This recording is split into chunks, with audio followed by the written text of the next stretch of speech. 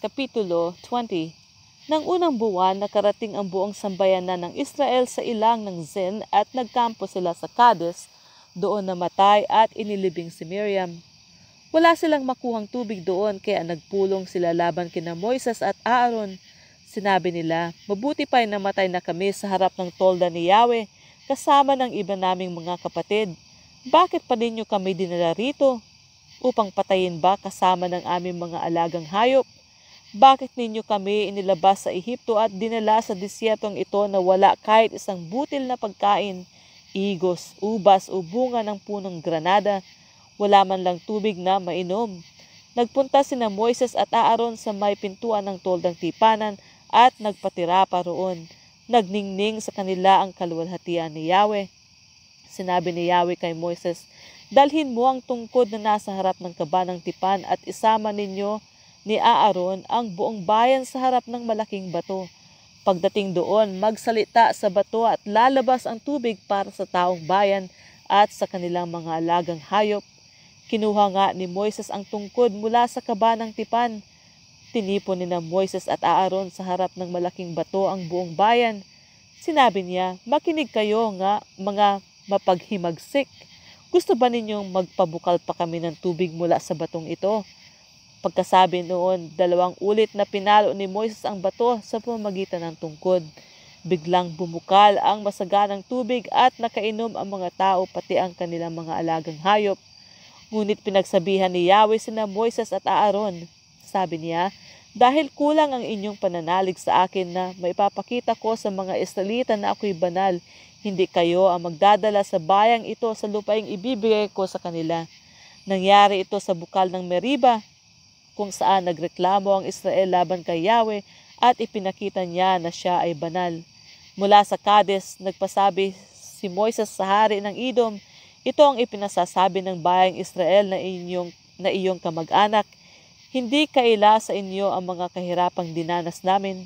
Alam mong ang mga ninuno namin ay nagpunta sa Ehipto at nanirahan doon ng mahabang panahon. Ngunit kami at ang aming mga ninuno ay inapis ng mga Ehipsyo. Dahil dito, dumaing kami kay Yahweh.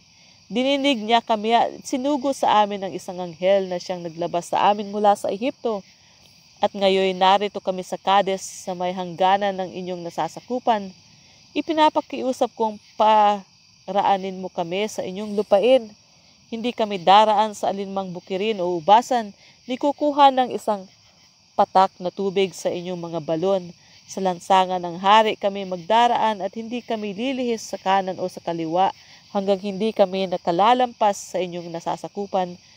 Ngunit ganito ang sagot ng mga taga-Edom, huwag kayo makadaan-daan sa aming nasasakupan. Kapag kayo nangahas, sasalakayin namin kayo.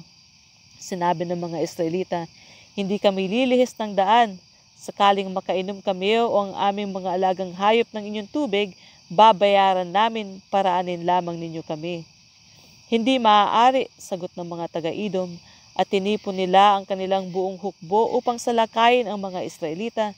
Hindi nga pinaraan ng mga taga-Edom sa kanilang nasasakupang lugar ang mga Israelita, kaya humanap na lang sila ng ibang daan. Naglakbay ang mga Israelita mula sa Kades at nakarating sa bundok ng Hor, sa may hangganan ng lupain ng Edom. Sinabi ni Yahweh kina Moises at Aaron, mamamatay si Aaron at hindi siya makakapasok sa lupaing ibibigay ko sa Israel sapagkat sinuway ninyo ang utos ko sa inyo sa Meriba. Isama mo siya at ang anak niyang si Eleazar sa itaas ng bundok ng Hor. Pagdating doon, hubarin mo ang kasuotan niya at isuot mo iyon kay Eleazar at doon na mamamatay si Aaron. Ganoon nga ang ginawa ni Moises. Umakyat sila sa bundok habang nakatingin ang buong bayan. Pagdating sa itaas ng bundok, hinubad ni Moises ang kasuotan ni Aaron at isinuot kay Eleazar. Doon ay namatay si Aaron, subalit sina Moises at Eleazar ay bumalik sa kapatagan. Nang malaman ng sambayanan na patay na si Aaron, 30 araw silang nagluksa.